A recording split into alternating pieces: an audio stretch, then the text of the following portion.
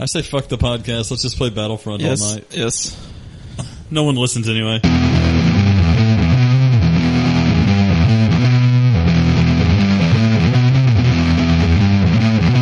Welcome back to There Will Be Expletives. I'm Jeff. And I'm Ron. Ron, fuck off. I'm trying to play Battlefront. What are you doing? I'm trying to play Battlefront too. I'm trying to hogging it. What? I'm trying to be productive and play some Battlefront, and you're like, we gotta record the podcast for the non-fans. Well, I was hoping you'd get lost in the podcast so I can play Battlefront. Well, you only bought one copy. And it's gonna stay my copy, fucker. If you can find it. It's somewhere in this house. I will kill you. I will go rig up a Boba Fett style flamethrower. Like, I'm sure Chris has some hairspray somewhere. Alright guys, well, this week we have quite a bit on the agenda. Not really, it was actually a slow I was going to say, really? I'm trying to oversell our podcast. Shut up. There's quite a few movies, but everything else is kind of lacking. Yeah, we're going to run through these news real quick because Jeff is tired, and so is Ron. We want to go to bed. So, first up, in the movie news, speaking of old and tired, Fast and the Furious has announced they will be getting prequels and spin-offs. And you are more of a Fast and the Furious fan than me, so I will let you sound off on this first. Well, first thing I want to say is, also speaking of old and tired, this news has been rumored for a long time, but the reason it's news now is it was finally actually announced. It seems like the last 2 or 3 movies they talk about starting a universe. Yeah, this was, I think, from Vin Diesel himself, too, who is basically his own, like, PR guy, because he's in every freaking franchise, basically. Yeah, and he's basically the spokesperson for that franchise now, so, yeah, I don't know, I mean, I don't know exactly what they're gonna do that would be different from the other Fast and Furious movies, but, I mean, that property is just kind of its own thing. I mean, it makes sense, but to me it would just be like the next one in line. Well, what he was saying was some of their ideas where they had like some ideas for stories set up for specific characters to spin off. So could they basically, now that they're doing this, can they say that Tokyo Drift was a spinoff now? Yeah, that was actually one of the things that was brought up in the Nerdist article that we get most of our news from Nerdist, but their article on the matter. I'm sorry, I thought you said Nerdist. I get my news from nerdtits.com. They were basically. We should see if that's an actual site. I don't think you want any part of nerdtits.com because odds are maybe I do. Odds are it's not female. It's like the dude from the World of Warcraft South Park episode. Live to win. Okay, they were basically saying, like, since they've already done a spinoff with Lucas Black, was that his name? I don't know. Fucking awful, like, Kentucky accent. Well, yeah, whatever the hell he was doing in that movie. It was like a British guy trying to do a Kentucky accent. That's what it was. But I think he's British. But I think he actually is like a Southern dude. Yeah, that's what so he was just like amplifying his own voice. Just talk normally. I know it was about as bad as Andrew Garfield in Doctor Who doing a Southern accent when it was way before Spider-Man. Do you remember what I'm talking about? Yeah, it was the Daleks in Manhattan or something like that, wasn't it? Yes, the Daleks take Manhattan, and holy fuck, he had not learned how to do an American accent yet at all. It was funny because he was so good as Spider-Man. I know. Yeah, that's what he reminded me of, except he was an American trying to do an American accent. Yeah, so like, why is he amplifying his own Southern accent? Okay, we've spun off into a review of Tokyo Drift, but they were basically saying like, well, they've already done one with the Tokyo Drift guy, and that is, I don't think it's that bad, but it's kind of like notoriously panned by like the Fast and the Furious crowd. You know what I'm saying? Like, and you know, I'm in that circle, and I like that movie.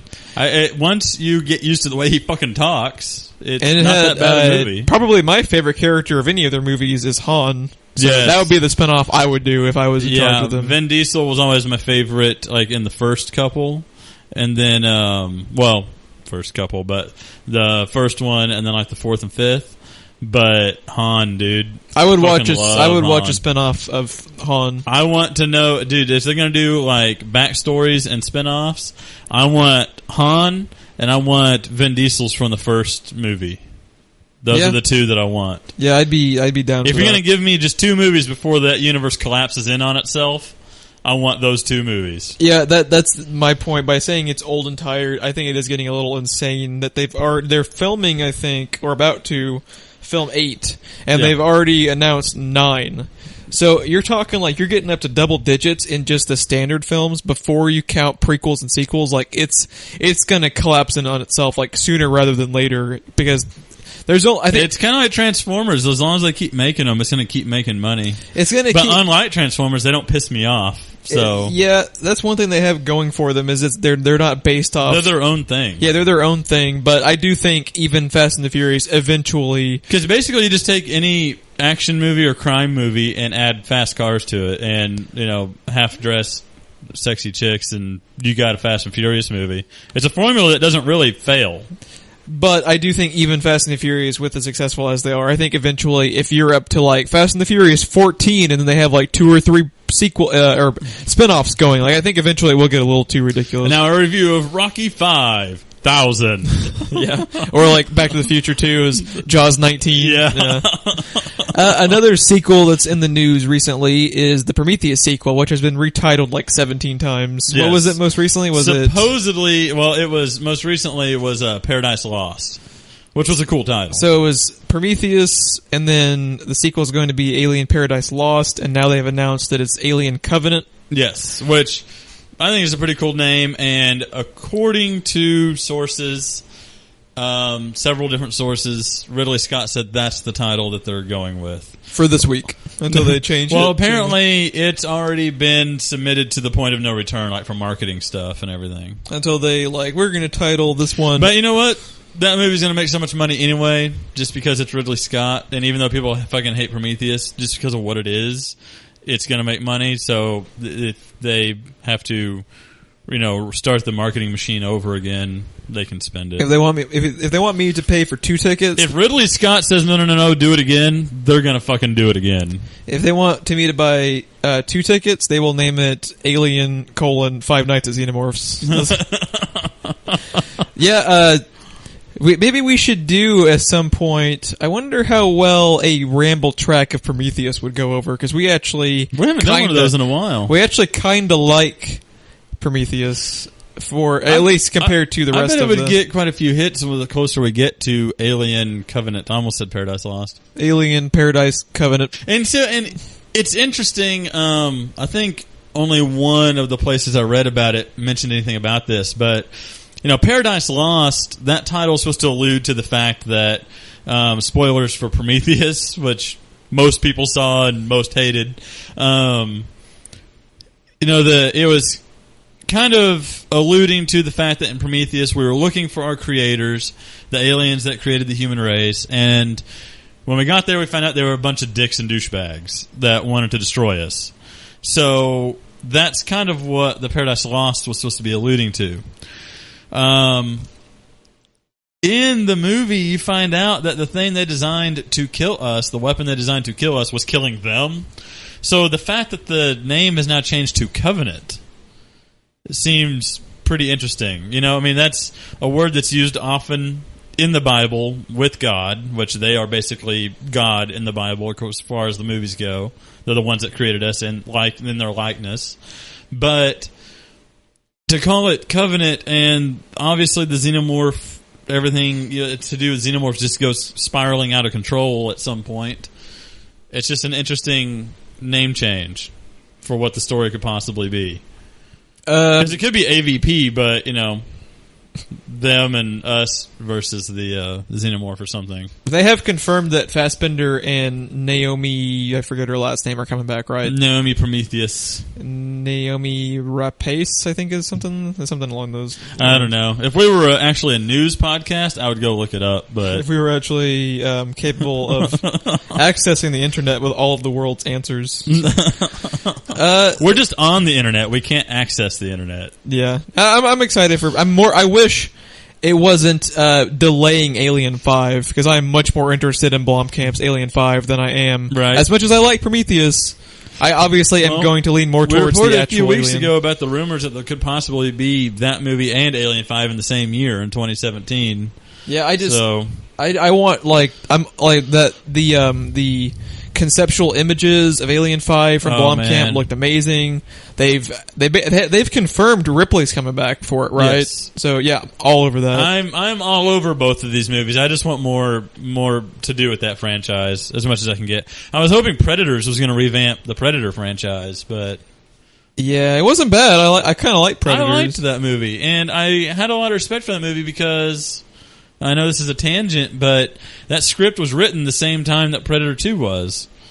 Yeah. It's just Predator 2 bombed, and they changed the name from Predator 3 to Predators when they decided to dust it off and updated a little bit to make it more modern, but it was written the same time Predator 2 was. It was a perfectly serviceable modern Predator film. Like it didn't, like it could have been and it did not go over. It could have been a hell of a lot worse than it was. But yeah, I like that one too. But yeah, I'm interested in Prometheus too, but not as interested as I am in, because it's kind of like the whole thing with. I think what kills it a little bit for you, like you said, is you want Alien 5 more, and Prometheus 2 is in the way of that. Yeah, it's not that I'm like... I think if they had never announced Alien 5 yet, and it was Prometheus 2, it'd be like, fuck yes, Prometheus 2.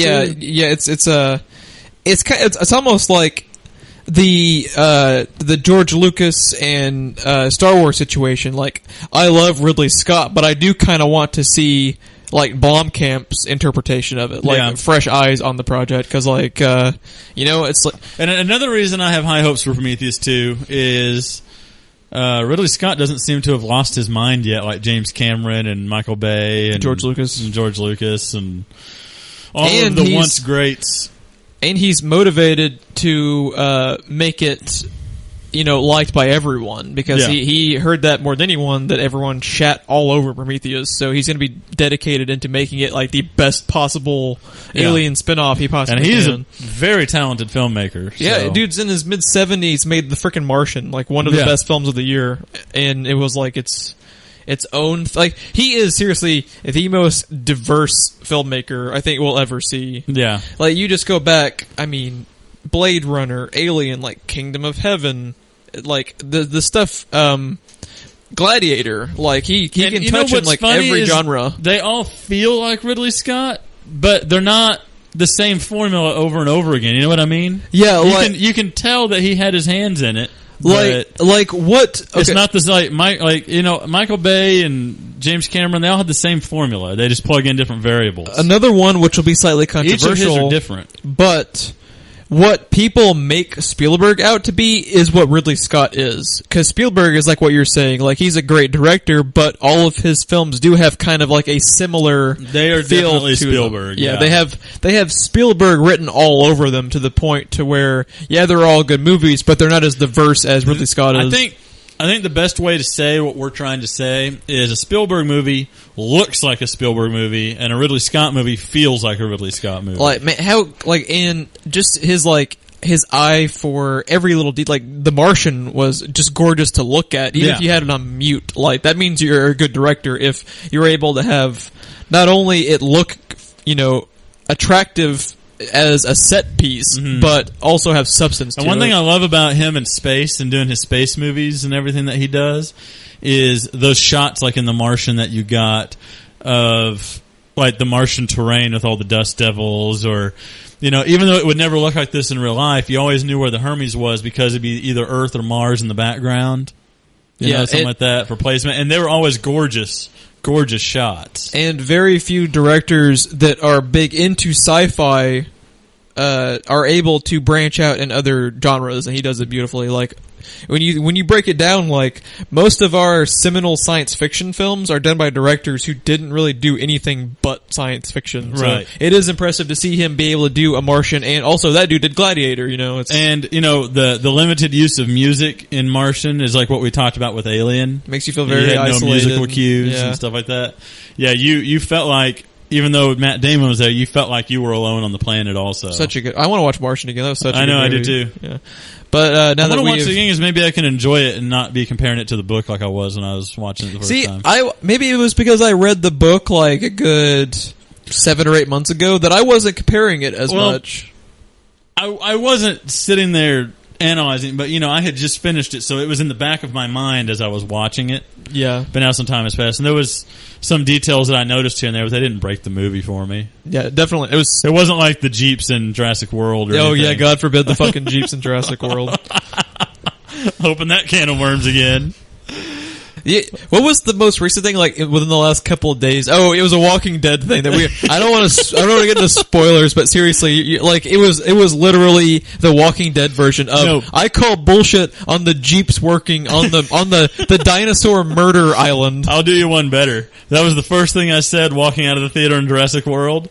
But yeah, when all the internet was attacking that movie because there's no way she can outrun that T-Rex in high heels, I was the first person to be like, when would she be outrunning a T-Rex? So it's like, But the Jeeps. Fuck the Jeeps. And Terminator Genesis, Kyle Reese, his bod is just way too rockin'.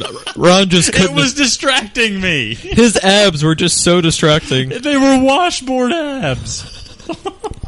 Yeah, I wish we had fans because they would just cut every single thing we just said into drops and then make fun of you for the rest of your life. And I wish we had fans. If we do have any fans that are talented, we need drops for the different segments we do for movie, TV, and video games. Anyone who does listen to it, like they listen to the first 5-minute intros, they wait to see if I'm going to rant about a domestic shipping company, and then they just move on to the next thing. But we're going to move on to the next news article because I have no idea. Speaking of moving on to the next thing, I don't even know how we just segued onto 17 different properties. We talked about Terminator Genesis for 20 minutes when we meant to just pass by it the first time. Yeah. So next up in the news, Margaret Qualley, and I'm probably butchering her name. I'm sorry, but I don't know how to pronounce it. She is of note in recent works because I see what you did there. The Leftovers. Actually, what did I do? I'm so tired. I miss what I did. She is of note. Dude, I'm like a genius at this accidentally. Okay, she is known for The Leftovers. I forget exactly which character she was because fuck The Leftovers. That's all I'm going to say. And I am. I watched 2 episodes and said nope. What's the dude's name that wrote Prometheus? God, Damon Lindelof. Yes, I am usually kind of a fanboy for him, not diehard fanboy, but I usually like his works. But fuck that show, dude! Did you ever get past you said the first couple episodes? I watched the first 2 and I was like, nope. Or maybe 1.5 or something. I don't know. I watched the first season the whole way through. And there were a couple episodes which were just absolutely fantastic. But for every one episode they had that was fantastic, they had 3 or 4 that were just so painfully, not even just slow, but miserable. It was just, that's the way I felt with the ones that I watched. And it was just so depressing. And I like Walking Dead and Game of Thrones, but it was just so Game of Thrones and Walking Dead at least have for every horrible thing that happens, occasionally an upbeat moment, Yeah. Like Game of Thrones has some light dialogue. The formula for Walking Dead is something bad happens and something uplifting happens, then the camera pans over to something bad and goes to credits. Leftovers. It's a fucking roller coaster. Leftovers was depressing. Non-stop panning from Walking Dead. I don't know. And I gave them their first season finale to kind of resell me for season 2, and it had no payoff at all. Is that show still going on? Yeah. It's very popular. Why? Because people are fucking masochists or something, dude. I don't know. But I forget what character she plays, but Margaret Qualley has been added to the Death Note cast as the female lead. I don't think they have released the detail regarding which specific character she's playing because the word is it's probably going to be Light's girlfriend, but no one knows, and no one's really saying a name because since they're all Japanese names, they're going to change We're going to change them since it's American made. Yeah.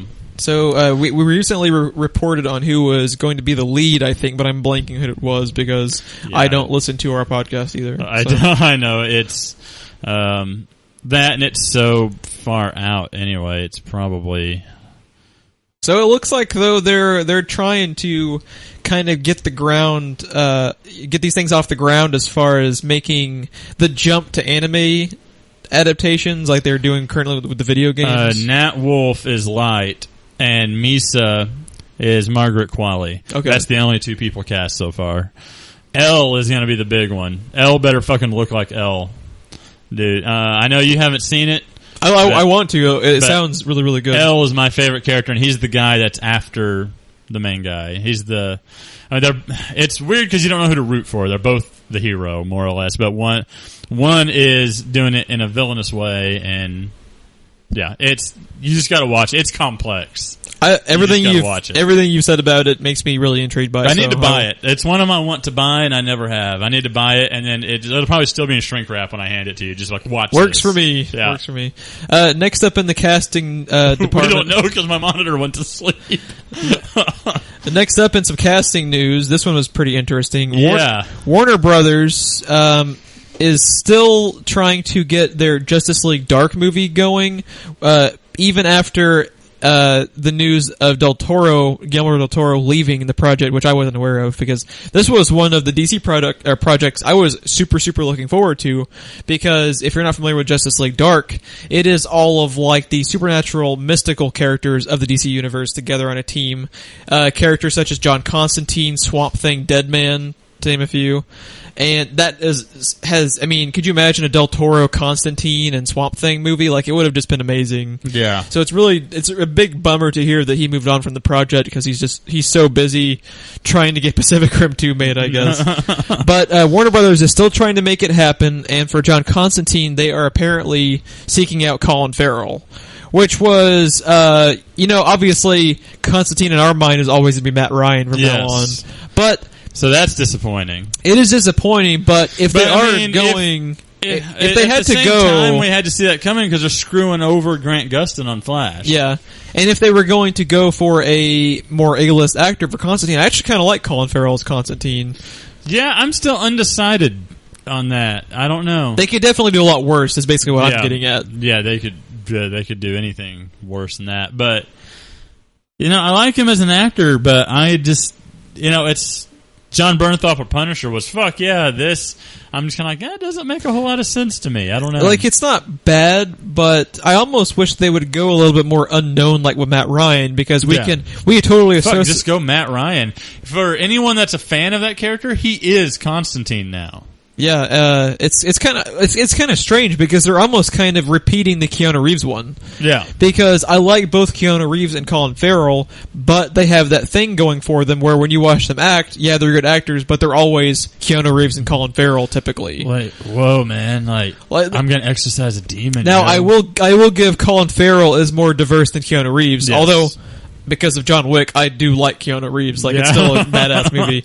But, yeah, they could do worse, but it's just another... That's going to be like a Taken franchise for Keanu Reeves. He's going to be busy for quite a while. Yeah, that totally, like, Liam Neeson, his career, where people are going to want him for stuff like that. Yeah, so we'll see Colin Farrell. I mean, I said, I'm not against it. I'm just kind of still trying to wrap my brain around it. Although, I've never seen Colin Farrell in a role that screams John Constantine to me, he was very good. One of the only good parts of True Detective Season 2, and he was... See, I still haven't seen True Detective. He was still Colin Farrell, but it wasn't like his typical movie role. Like, I think maybe what will help him is whoever they sign on to direct him. Because if this was still Del Toro, I don't give a shit if it was fucking Carrot Top. I would have watched this Justice League Dark movie.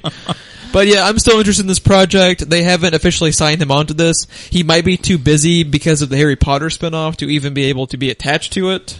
Because he's associated with that, and he's been, because of True Detective, like, his interest level with the studios is bumping up a little bit more. Is it? So, yeah, we'll see on that one. Another DC property that we are for sure getting is Aquaman, and we got some news this week that they have gotten a new screenwriter. What the fuck is going on over at DC? Every week they change directors on major movies, they change writers on major movies. We went from, like, AAA writers and directors on Flash to basically unknowns for both parts. They went when they lost out on Lord and Miller, who got bumped over to the the Han Solo film. Yeah. So after they lost those dudes, they went from them, who are literally the hottest names in Hollywood. Yeah. Like, every genre animated, They they were all over the place. Movie is in the news every week report because they are shuffling writers around or shuffling directors around. Yeah, they went from the hottest directors at the moment in Hollywood, period, to the guy who hasn't even directed, I don't think, and wrote the novel of Abraham Lincoln Vampire Hunter, which was like so... like top of the mountain to unproven, like a giant leap, and that's a major property. You know, it's just I don't know. What I think is going to happen is how we have basically a general quality to all of the Marvel films. Yeah, I think some of these DC movies will be really good, and some of them will not work at all. Right. And what kind of sucks about it is, like they look over across the street at Marvel. And, like, they even have their little, like, writers' brain trust, like, schooling type thing, where they're literally having them churn out scripts for each project. That way they have a sense of the universe. Yeah. And, like, we were just talking about, like, within the last 3 months, how many different directors and writers for Flash and Aquaman and Wonder Woman have they announced? Like, it's been a little ridiculous. So... some of these are going to work, some of them are not, and that's kind of a bummer because we have no idea. I hope this one works. Yeah, the Aquaman writer that they've gotten now, his name is David Leslie Johnson, and one of the reasons I wanted to include the details on this article is that he is actually a writer from Walking Dead, and he did one of the coolest episodes. When you think about it, one of the seminal Walking Dead episodes, because one of the episodes he wrote... was back in season 2, and it was actually the first episode that made Daryl and become the most popular character of the show. It was kind of a turning point for Daryl. But until that episode, and the episode's name was Chupacabra. It's the one where I'm going to go ahead and spoil the 5-year-old Walking Dead episode, but it's the one where Daryl was stumbling around in the woods looking for Sophia, and he ends up getting hurt and is basically like going in and out of consciousness, and he sees Merle. They have the famous scene where he's seeing Merle as in his imagination. Very, very good episode. So. That guy, if he's capable of writing that good of an episode of Walking Dead, I'm interested in his take. One of the other interesting thing was the current director of Aquaman at the moment. They might change it in 5 minutes, but his name was James Wan. He did, I believe, Fast and the Furious 7, and he's from the horror movie background. He did Insidious and The Conjuring. Okay. He's actually, this David Leslie Johnson guy is writing... one of the upcoming Conjurings. I think it was the second one. Yes. So he's familiar with James Wan. So that shows they have kind of like a background together. That's a good sign. It's usually a good sign when your writer and director are comfortable with each other because it is a back and forth. Because they can share a vision and they can get it exactly the way the writer and director both intend it to be. And hopefully this is the last... This has the potential to be very fucking cool, and I know the New 52 has done all kinds of things for Aquaman, because poor fucking Aquaman, but this, like, people that don't read the comics still see Aquaman as that meme with the plastic coke rings around his neck, like on the beach strangling. That's one of my favorite memes on the internet.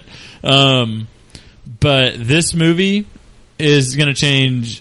everyone's mind because you don't get fucking Khal Drogo. That was the single best piece of casting they've done with the DC stuff is him. Yeah, you did not get fucking Khal Drogo to do the Super Friends Aquaman. And just look at him, like he is a scary son of a. Like at the top of the article is that famous image of him with the tattooed on scales and the trident, which looks badass on its own. And like you were saying with New 52, I don't think we have this movie right now if not for Jeff Johns and the New 52 Aquaman. So I want to take a second to give some big props to Jeff Johns, who, bless his heart, took that character from meme level to now Khal Drogo as Aquaman. That's pretty badass. Like some of my favorite robot chickens were horrible stuff to Aquaman. Don't get seawater in the beer. Trouble at home when he's shaking the fish tank because they won't talk to him. So yeah, super excited for Aquaman. Hopefully this is the last writer/director change they have for this.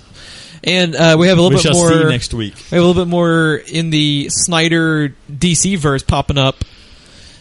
Chris Pine was famously cast as Steve Trevor in the most recent few weeks. They have officially started filming, and this last week, the first set photo got leaked. I don't think it was an official release. I think it was a leak. Because I think I remember reading that they shut it all down, but it was too late. It's the internet. The image was basically Chris Pine and another member of the cast. They were clad in what looks like to be anywhere from like the 1920s to maybe even World War II or World War One. Basically, anywhere in between World War One and World War II was the gist I got of their costumes. Yes. Which is very cool because that would have been the Wonder Woman movie I would have asked for them to make. Right. Because she is a character that works really well in that time period. She's very similar to... She either doesn't age or ages very slowly, right? Yeah. So, I mean, she could still have been around all those years and still look like Gal Gadot. Wonder Woman kind of works like Cap does, where it's an easy bridge to hop back and forth between, like, they can tell the origin story back in World War II while they also have current events going on. They can kind of Man of Steel it almost, which I think would be pretty cool. I'm interested in seeing where they go with it with the time frame, because I mean, people were getting specific about saying like maybe it's World War One, maybe it's World War II. I don't care. I just like the old school feel to it. I think it'd be cool. Yeah. Meanwhile, guys over at Fox are playing their Gambit. Oh, Ron, you were looking back and forth. I have been waiting for that. So, this movie, more of a gamble than a Gambit. This movie, okay. So, who released this news? Simon Kinberg is one of the higher ups, I guess, in the Marvel Fox department. It's not anything to do with the MCU. He's a producer of the film. He's he might even be like they have somebody over at the Fox division where they kind of see them as kind of like the Feige. Yeah. So he might be him. I forget the name of the guy who they kind of view as that role, but that's the role they wanted Nolan in. He kind of dropped a bomb regarding the Gambit movie, and his quote was, "Gambit will have its own different flavor and tone." Which is already a bad sign, and you're describing it as a flavor. And this is, like, there's some awful buzzwords in this, dude. It will be more of a heist movie and a sexy thriller in a way. Like, I like how you're almost doing like a halfway Harvey Weinstein impression. Is he trying to sell? It'll be more like a heist movie, and it'll be a kind of a sexy thriller in a way. Yeah, that's. I mean, like literally. It's like he's doing the caption on the cover of like a 90s direct-to-DVD movie. Like, yeah, it sounds terrible. It kind of sounds like a blurb on the back of a DVD box more than anything. Like, it sounds like... What was that... What was that movie series with the first one had Michael Douglas and Sharon Stone? You know what I'm talking about? Basic Instinct. Yes. This sounds like what you see on the cover of a 90s Basic Instinct direct-to-DVD spinoff. That's exactly what that sounds like. It's like a sexy heist. Yeah, movie. Sexy Channing Tatum. Yeah. So, basically... What this tells us is, Ant-Man? Ant-Man was a heist film? Ant-Man made $1 bajillion and is, world-renowned? Okay, make Gambit a heist film. That's what it sounds like. It's going to be a shitty Ant-Man ripoff, and as long as I don't have Gambit shrinking, I'm fine, I guess. I don't know. I don't know. Like this is one of the few X-Men that I adore. So, as most of them, I'm kind of indifferent. Oh, you really like Gambit? I like Gambit too, but I wouldn't go to the level of like... I don't know him from the comics, though. I know him from the cartoon. He's very cool in the cartoon. Yeah. So... this is one of those, though, where it's like I don't remember anything about this episode, but one of my favorite moments in the episode is he's distracting the security guards by playing cards with them. And then when it was time for him to do something, when he picks up like a coffee cup or something as he's drinking out of it, he charges it and throws it down and causes a distraction. They need to put that cartoon out on DVD if they haven't already. Yes, they do. There's several of those cartoons they need to put out. Yeah, this is one of those movies, though, where, like, with every new bit of news, my interest is starting to, like, wane with each new thing I hear about it. Because, like, what the serious fuck? There's no reason to make Gambit a heist movie. Like, it works... When this says they have Channing Tatum and you're going to call it sexy, I just imagine him already stripping in the movie, you know? Magic Gambit. Yeah, basically. Magic Gambit XXL. We're going to move over to the good Marvel movies, though. And this was an interesting one that was kind of out of left field. But I don't care. I still love everything I've heard about this movie. Yeah, like, okay. I still don't know how this fits in. Still don't care. How we were saying with every bit of Gambit news, my interest wanes. With everything I see and hear out of this, my interest grows even larger than before, which is crazy because I was already at That's not all that grows larger than before. Hey, Magic Mike Triple XL, man. My martial artist Scott Adkins has signed on for a role in Doctor Strange. Now, the role itself, I don't think they've given very much detail about. Nope. But And it's kind of confusing everyone from what I've read. you wouldn't expect them to go out of their way to sign a martial artist for a Doctor Strange film. Which, I almost wonder if he's even a character from the Doctor Strange movies, or I'm sorry, comics, or anything. Like maybe they're introducing yet another character they haven't announced yet. yeah, they can go kind of anywhere with it. But his previous roles, Because I mean, this is going to be part of the MCU. They can be setting up something else. Yeah, this guy has been like all over the place. His previous roles include Expendables 2, Zero Dark 30, The Bourne Ultimatum, X-Men Origins Wolverine. He actually played the Baraka Pool. So the dude has like a crazy background as a martial artist, or we wouldn't have a Nerdist headline with him as a renowned martial artist. So the dude's going to be legit. So yeah, this was cool news because I have no idea who he's going to be or how he's going to be included. But dude, Doctor Strange just sounds fucking incredible. Everything about that movie. Cannot wait. When's it come out? Next year, November 4th. We're a full year away. It'll be my 25th birthday present because it comes out the day before my birthday. I'm excited. It's going to be the death of me. I need this movie and I need it tomorrow. So excited. I would say tonight, but I'm too tired to fucking enjoy it, I think. I'm too busy playing Battlefront. We've got one more bit of MCU news to get to before we move on. And this one was kind of obvious to me, but we still needed to include it because they hadn't announced it until recently. So it was a little bit up in the air about if Michael Douglas would be returning for Ant-Man 2, even though all signs pointed to why the hell would you not include him. But since they hadn't, like Ron said, he was one of my favorite parts of that movie. Oh, he was awesome. Oh, and dude, seriously, the level... Because, I mean, basically Ant-Man was the blueprint for Batman Beyond, the way I saw it. Yeah. So... And with the level of CG... They use when making him look younger. They could make large portions of him being younger because that CG was incredible. Yeah, he didn't even have to be in the modern day stuff. He can be. You don't even have to have him in the modern day stuff because he was, well, the beautiful thing about that was he had been Ant-Man for years already. So yeah, and that's one of the most clever things about their title. And with it being Ant-Man and the Wasp. Yeah, with Ant-Man and the Wasp, it works as a double entendre for both the current and with the Hank Pym and the mom. Yeah, because everyone has been speculating that it's going to be about getting the original Wasp back since Scott Lang came back. Yeah, and they had the whole thing, spoilers for Ant-Man, about like them going into the microverse basically to look for, that's probably going to be the whole plot of the second one, so they had to have Michael Douglas back, but... we are including it as news because it is official. He's returning. He's excited for it. He was basically saying he had a ton of fun making in the movie because... oh, dude, you could tell, too. It showed. Like, could you imagine going to film with the hate that character has for the Starks? I want him to run into Tony Stark. With, that would be awesome. with like, going to set with Michael Pena. Yeah. And Paul Rudd. Like, I bet that was a fun movie to make. Like, it came through... like sometimes you could tell in movies when people were miserable making it, and that one they looked like they all were having a lot of fun. It looked like a blast. So yeah, I can't wait for. It looked like one of those movies that something just kind of happened on set, and everybody like responded in character, and they just kept it. Like it looked like one of those to me. And I can't wait for that to come out on Blu-ray. I'm gonna be buying the shit out of Ant-Man. I will never own Avengers 2. I'm buying Ant-Man, which is a sentence I just said. But I can't wait for Ant-Man and the Wasp. The sequel is slated for 2018. So looking forward to that one. See, seriously, how the fuck does Marvel have Ant-Man figured out 3 years in advance and they can't even figure out who's writing Aquaman and Flash? Like, come on, guys. That's what the fuck is happening at DC.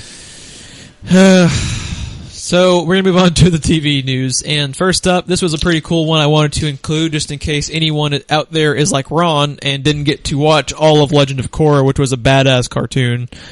Nickelodeon has made all of Legend of Korra free to stream on the website. So if you got behind or didn't get to finish it or would like to rewatch it again, like I might at some point watch part of it. It was pretty great cartoon, and it had awesome timing, because right now, strong female leads and female heroines are what everyone's looking for. You need to go back and finish it, because they had some, like, next-level holy shit, how did they get that on a cartoon level? Like, do you remember when they had all the shit happening where they got put online only? Yeah. Part of that was because they had some, like, dark material. Did they really? It was very good. It's very, very good. I recommend going back and checking it all out. So do that. They said it might be limited. Their words were, we're going to be making it available for the Thanksgiving season. So kind of get on the ball. I think it's available now. So kind of get on the ball because I don't know how far into December they might be making it available. So, but they're all 20-minute episodes, so you can marathon the fuck out of Legend of Korra and get it done pretty quickly if you're into it. So yeah. Next up in the TV news, Snowpiercer, which is a movie. You and I are divided on this one, I think, a little bit. Well, not on the movie. The movie was very good. Fantastic. It's a little hidden gem on Netflix. If you haven't seen it, it starred Chris Evans. Which was not so hidden because it was advertised all over the fucking place to me everywhere I went on Netflix. I think it's still kind of low-key for like the general public. Yeah. It's at least it doesn't get the recognition Which it deserves. is funny because Chris Evans, after his success as Captain America, you would think. I'm trying to think of who else was in the cast. Ed Harris, Jamie Bell, John Hurt, and the War Doctor himself. No, he could have just used the fucking TARDIS the whole time. What an idiot! I'm telling you. Well, it's an awesome little sci-fi. It fits into like a lot of different. Tilda Swinton. It fits into a lot of different genres. It was a very cool movie. I recommend you go and check it out. The news, though, was that they're talking about making it into a TV show, which I totally get where Ron's coming from, and that it's kind of why is this being made into a TV show? But what the television networks don't have a lot of are interesting universes to play with. Yeah. At least there are some available to them that they aren't using. Because basically outside of comic book properties, TV is kind of shit. Yeah. Like, they have some good stuff by Vince Gilligan on AMC. They have some interesting stuff coming out of George R.R. Martin. But other than comic properties, like, it's like there's not enough good TV to where I can say this doesn't work on some level because it's just an interesting universe. It's just all about how they use it. I mean, I don't even know what it would be about. Would it be like post-train? I think what it's going to be is it's going to have nothing to do with the train. I think it's going to be just set its own separate. I think it's going to be set in the universe because one of the executive producers of it was the director of the movie. Okay. And I believe he also wrote the movie or at least helped write it. So it's kind of like his baby. So I would imagine if he knows it pretty intimately. I would imagine he knows it intimately enough to where he can take his universe and make something else of it. So I'm at least intrigued to hear what their idea is. I mean, I'll give it a shot, but I still just don't see what they would do. To me, it was a fantastic movie, but to me it didn't lend itself to much else. So, I think the storyline does not lend itself to much else, but I think the universe potentially could be used for something because it was an interesting it was an interesting concept. It was just like it was almost like walking down on a train. Like it was very, very post-apocalyptic, but had like a sci-fi kind of twang to it. I really liked the concepts behind it. Did they ever say what fucked up the world? I don't remember. I don't want them to go Fear the Walking Dead with I don't think they ever gave a specific reasoning for it, but I believe it was just, nuclear winter. That was just the gist I think they gave in the movie. But definitely, at the very least, go check out the movie. The movie's awesome. I'm really, really curious. I side with you in that it could not work, but I'm curious to see their idea of what they're wanting to do. No, I would definitely check it out. Yeah, it definitely could go either way, but yeah. Most TV shows at the moment, like, the cream of the crop on television is fantastic, but there is a lot of garbage on TV. Yeah. Look at CBS. CBS is just like nothing but garbage. Yeah. Like just all across the board. So yeah, I'm curious to see what they do with that. Speaking of garbage on television, Gotham. God. We need to have a Gotham drop because every week we bitch about Gotham in some way, shape, or form. Yes, we do. The most recent one we're going to bitch about is Doctor Who favorite Missy. Actress's name is Michelle Gomez. She has unfortunately joined the cast of Gotham. Why? And no one knows who the fuck she's going to be either, and that worries me even more that they're keeping a lid on it. What's probably going to happen is she'll be a new character who shockingly will be written poorly because it's Gotham and they don't write any way other than poorly. Yeah. The only thing they have nailed in that show is Bullock, and that makes me sad because we'll never get that Bullock again. Yeah, the casting and everything was awesome with Bullock. I liked their kind of Penguin interpretation they have going. I liked that part of the show. Everything else, though, is just like a goddamn disaster. Like, yeah. Like making Gordon's wife like a supervillain. Like, you're in fucking Batman. Yeah. They have the most interesting villains to use, and what they did with like so many of the famous ones was make them like a villain of the week. Yeah. Like they took Black Mask and made him a villain of the week. That should have been a season-long villain. That should have been their Kingpin for their Daredevil. And what they continue to use as an ongoing plot line were Captain Phillips Mooney and Gordon's wife. Like, what the serious fuck are you thinking? And I've already said my opinion several times. I don't understand how it all works anyway with everyone being like 20 fucking years older than Batman. And one of the concepts of Batman is that Gotham unequalizes the playing field by being Batman. Yeah. And him coming back to Gotham to be Batman escalates, like, there's a whole fucking conversation, word to word. Theatrical. At the end of Batman Begins, that's one of my favorite they have the lines. they have one of my favorite sequences of dialogue in the Nolan Batman movies, and that is the conversation Batman has with Gordon about escalation. You know, like, we start using body armor, they start using armor-piercing rounds, you're running around in a mask, you know? Yeah. As the whole, like, word for fucking word, spoon-fed via Batman Begins, and they still have all the villains pop up, like you said, like 15 years before Batman can even go there. Like, first of all, no one would fucking live in Gotham anymore. Right. Second of all, like... Why do you need Batman? The police are proving that they can handle this. Why would you even need Batman? That show is just such a disaster. Yeah, no, fuck that show. Let's move on. Yeah, let's move on. I will say this. They don't stand a fucking chance. All she needs to do, they've already said in Doctor Who that she has a TARDIS hidden somewhere. That's all she needs to do. They're fucked. Just derp out. Yeah. Yep. So we're going to move on to the final portion of our podcast, and that is in gaming news. And in the gaming news, we have... This one's pretty interesting. It's not that it was just interesting. It's been asked for years. So we are both, to an extent, really, really big fans of the Pokemon Game Boy and DS games. And the original OG ones, which were red, blue, and yellow, which came out in mid to late 90s? Yeah. So they're really going on 20 years old. That makes me feel really old. Yeah, I know. They're bringing to the 3DS for download. I got blue first, I think. I have all of them, but I got blue first on my original Game Boy. I remember my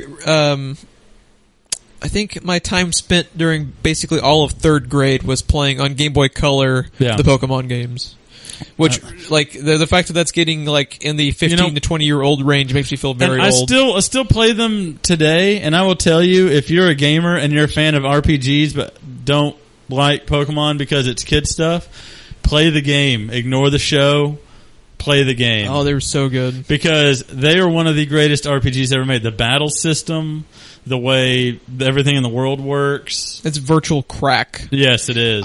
When I got my 3DS a couple of years ago, one of the games I bought was Soul Silver. Yeah. Which was it originally called Soul Silver, or was that the name of, like, the remake? It was Gold, Silver, and Crystal, and then the remake was the remake Gold was, and Soul Silver. Okay. And I couldn't put down Soul Silver, and I played it religiously till I beat it, and it was like a month of my life. And that's proof that a remake can be good, because Gold and Silver were kind of painful to get through about the first half of them story-wise. It was just boring. And then Crystal, they were like, oh, those other games were boring, and Crystal was fucking amazing. That was the special edition released on it. But Heart Gold and Soul Silver was those games with Crystal mixed into it. Yeah, Crystal meth. Like literally, like, I was probably around 20 at the time. Could not put down fucking Pokemon on DS for like a month of my life, just religiously playing it like all day, every day. Yeah, then we got to Black and White, and they fucked it all up. See, the last one I played was actually Soul Silver. Yeah. So I haven't played any of the X's and Y's. It makes me sad that they fucked it up at Black and White, because the remake of Ruby and Sapphire came after that, so I'm sure those are fucked up too. So you wouldn't be curious in checking them out, see how they are? I would, but I'd have to buy a 3DS. I might just let you borrow / have my 3DS because it's literally it's been sitting on my shelf for like joint ownership. It's like literally been sitting on my shelf for like 2 years because like I have Fire Emblem Awakening, which I wanted to play because a lot of people really like that game. Yeah, but it's just like I barely have time to play my PS4. Like, and, that's actually a nice segue. Speaking of Jeff actually playing his PS4, did we actually say what the news was, or did we just go off on a tangent? I think I said it was coming to 3DS for download. Pokemon Red, Blue, and Yellow Virtual Console are coming to Virtual Console download on the 3DS. So yes, we dance around every fucking news article and then segue to like fucking Jurassic World and their Jeeps and fucking high heels. Somehow we manage to do that every time. I'll tell you right now, I call bullshit in Pokemon Red and Blue because a dragon with wings should be able to learn fly. I will give you that one. Which, by the way, in Yellow it could. Charizard could learn fly in Yellow. Okay, there was some redeeming quality to them then. Yes. So, speaking of Jeff actually playing his PS4, and I think I played my PS4 more today than I have the last like 7 months, at least since Arkham Knight. But it wasn't your PS4. Well, you played a PS4. I played a PS4. That was the most I've seen my PS4 played in a while. So Ron and I are notorious for being behind in video games. Literally, I think the only game each of us have played this year as far as new titles are concerned is Arkham Knight, and that's just because we're both Batman junkies to the nth degree. Battlefront and Devastation. Oh yeah, and Transformers Devastation. But we only played that for Let's Play. We never played it. I'm still buying the fuck out of it. I want to play. I'm going to play it after you play it. But as far as what we're probably going to be playing religiously for the next couple of decades, we played today on opening day for our Let's Plays on the YouTube channel under Nerdy Pathetic Casuals. It's like our little subsection. Star Wars Battlefront. And it's the spinoff to our universe, Nerdy Pathetic Casuals. We're a cinematic universe. We're sellouts. Can I have the Jeff prequel? Buzzword. I want to have the Jeff prequel. And I came over today to do our recordings about 4 p.m. and we didn't quit playing Battlefront till like midnight. And as of this recording, I still want to go play more Battlefront like right now. We've recorded 5 videos. And we intended to record 3. So yeah. So if you can't tell, we are both really, really loving it. We're going to go into just some quick hit impressions. It's kind of funny. Ron is not the biggest Star Wars fan. Doesn't like online multiplayer as far as first-person shooters are concerned. And you're talking about you wanting to buy it. Yep. So why don't you give your impressions as a non-believer in it, basically? The way that it is set up, it involves skill, but it's not entirely dependent on skill or knowing how to, manipulate shit that's in the game, just the way it's programmed or whatever. You can just play it and actually have fun. I got my ass kicked. The second video, part 2, is all me getting my ass handed to me, and it was still a blast. Whereas Call of Duty, as soon as I spawn, I die, and I'm just like, fuck you, and throw my controller across the room. That is there were a couple of things that, to me, make it better than the current crop of Call of Duty games, and Halo is actually better about it than Call of Duty. But with Call of Duty, it is only fun when you are playing well. Yeah. And you don't play well on Call of Duty Online multiplayer unless you get destroyed for like a month straight of gameplay. Yeah.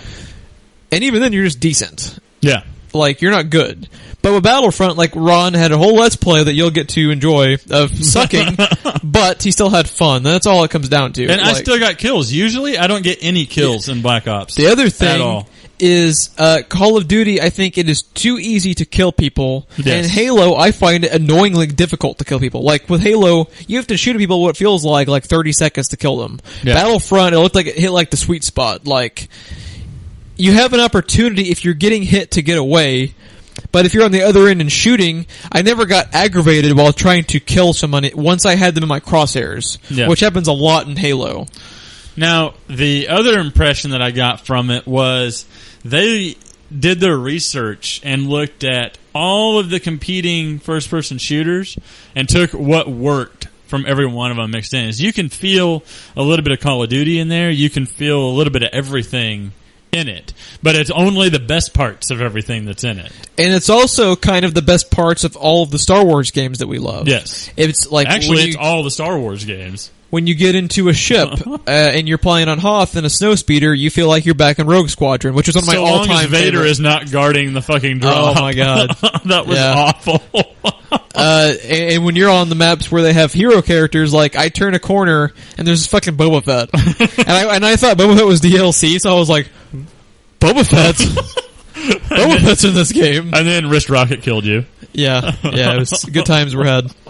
So, yeah, the ship combat was really fun. And the other thing, Call of Duty has different game modes, but it never doesn't feel like just Call of Duty. With Battlefront, they had like a Michael Myers type mode where it was one hero character versus like 8 regular dudes. They had ship only combat, which was basically Rogue Squadron. Yeah, each game mode was basically a game unto itself. They had a supremacy thing, which is basically conquest from Battlefield.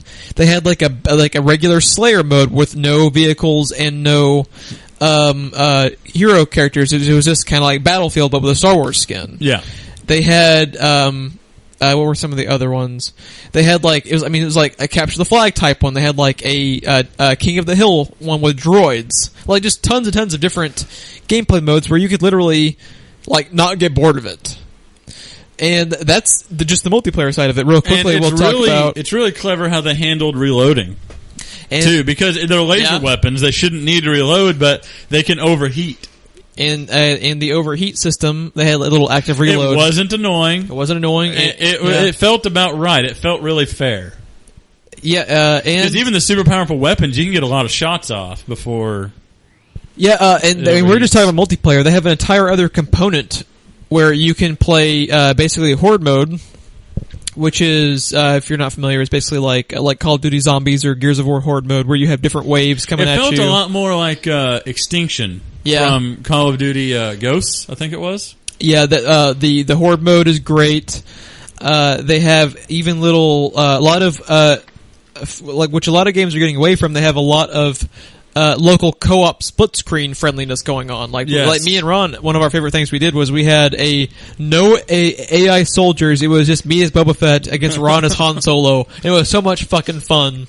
Yes. And we got silent that's while one we of just the shouted 5 at each other. videos. It has very little narration from us because we were so focused. Yeah. You were fucking ridiculous with that jetpack. And every time, because I couldn't get close to you because Han Solo is just fucking ridiculous on that game. And you can actually do the charge shot, which I cannot, which was... Well, I think I hit you every once in a while, but one time I actually fucking killed you. That was my whole goal that entire time. I'm going to kill you by fucking gut checking you. Yeah. So, and one more thing we want to talk about before Spoilers for our own video. We wanted to give props to EA and DICE and everyone involved. The servers worked beautifully for a day one EA game. Yes. Me and Ron were able to never have to sit there in the menu for 5 minutes searching for a game. Every game we were able to get into a lobby. You snap your fingers, you were in a lobby. You click which game mode you want, and you were in a lobby loading the game. Yeah. Fucking fantastic. Could not be happier with it. I recommend everyone to take back to Walmart your copy of Fallout 4 and trade it in for Battlefront, because Battlefront's fucking awesome, and we can't talk about it without saying just how absolutely gorgeous the graphics were. Oh my god, everything about it. And it's at 60 frames per second. It performs the way it did with the 40 graphics. players going 40 players in some of the game going. modes. And huge maps, some of them. Yeah, definitely go check out some motherfucking Battlefront, because, I'm so glad I got that, not Fallout. So happy. But we appreciate you guys checking out our podcast for this week. If you found us on iTunes or Stitcher, go ahead and leave us a review. We'd really appreciate it.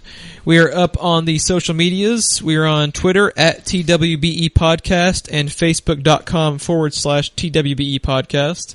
If you found us via YouTube, we have all of our content uploaded to YouTube. We have our sequential of Dark Souls currently going. We're going to pop in for the meantime, though, all of those Battlefront videos, which were really fun to record. Definitely go and check those out. Like and subscribe while you're on YouTube so you can make sure to get all of our mediocre content. And with that being said, I am Jeff. I am Ron. And we're going to play some Battlefront.